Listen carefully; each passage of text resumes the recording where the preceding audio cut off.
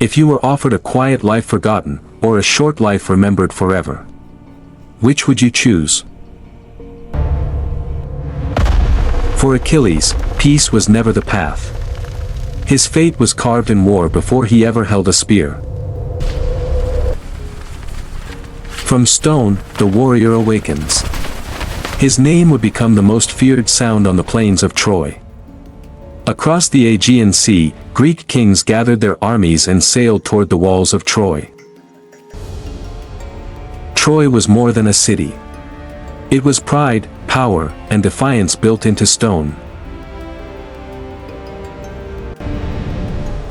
Thousands came for glory.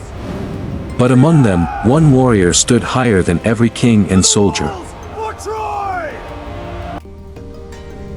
Achilles was said to be born of Peleus, a mortal king, and Thetis, a goddess of the sea.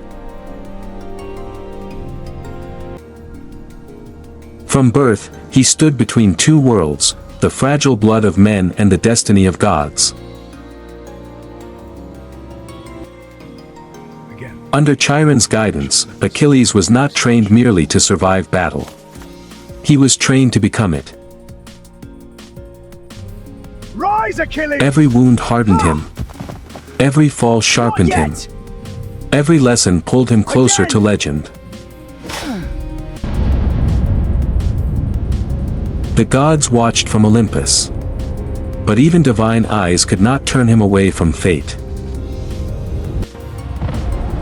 Achilles was given a choice: live long and fade away, or die young and become eternal. For Troy! When Achilles entered battle, he was no longer just a man. He became Greece's deadliest weapon. Before his spear even struck, fear moved through the Trojan ranks like a shadow.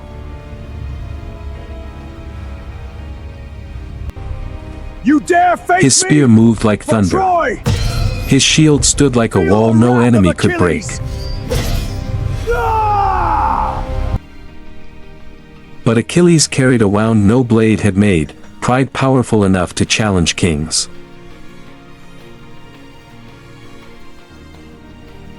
When Agamemnon insulted him, Achilles turned away from the war and refused to fight.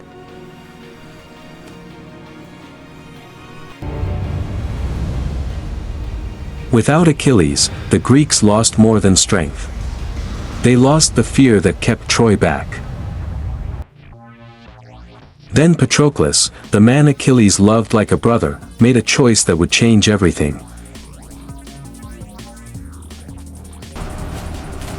He wore Achilles' armor into battle, hoping the sight alone would save the Greeks.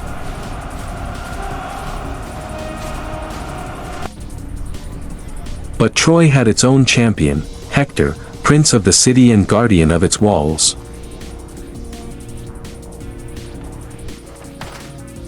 Hector struck Patroclus down, believing he had killed Achilles himself beneath the borrowed armor.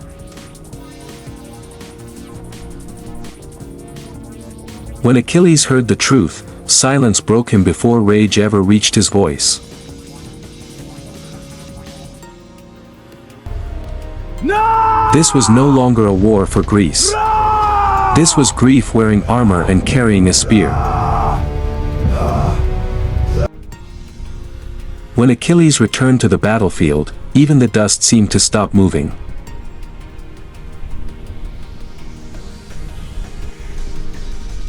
Hector fought for Troy, for family, for honor.